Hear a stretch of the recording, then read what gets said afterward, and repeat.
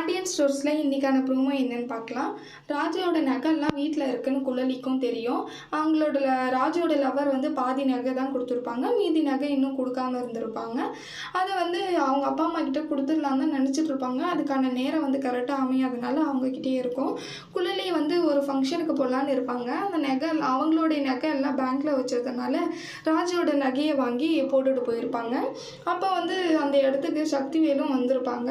அப்போ அந்த நகை வந்து நம்ம வீட்டு நகை மாதிரி இருக்குன்னு சொல்லிட்டு, இந்த நகை வந்து நீ தான் திருடிட்டு போயிருக்க, இப்படி தான் வீட்டிலேயே வச்சுட்டு நீங்கள்லாம் எங்களை ஏமாத்துறீங்களா அப்படின்னு சொல்லிட்டு திரும்பியும் சண்டை போட ஆரம்பிச்சிட்டாங்க. ராஜி வந்து சொல்கிறாங்க, இது விற்கவும் செய்யலை, யார் வாயிலையும் நாங்கள் போடலை, நானே தான் வச்சுருக்கேன், உங்களுக்கு கொடுக்கணும்னு நினச்சிருந்தேன், ஆனால் அதுக்கான சூழ்நிலை சரியாக இல்லை.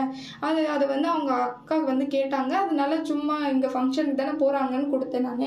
நீங்கள் ஒன்றும் அவங்கள தப்பாலாம் நினைக்காதீங்க, அவங்க யாரோட காசுக்கும் யாரோட நகைக்கும் இந்த வீட்டில் இருக்கிறவங்க ஆசைப்படுறதில்ல, நீங்கள் வேணால் அந்த மாதிரி நினைக்கலாம், ஆனால் அவங்க அப்படி இல்லை, இந்தாங்க உங்கள் நகைன்னு சொல்லி அப்போவே கழட்டி கொடுத்துட்றாங்க ராஜி. அடுத்தடுத்து வர ப்ரோமோவில் என்ன நடக்குதுன்னு பார்க்கலாம். இந்த வீடியோ பிடிச்சிருந்தா லைக் பண்ணுங்கள். பாய்.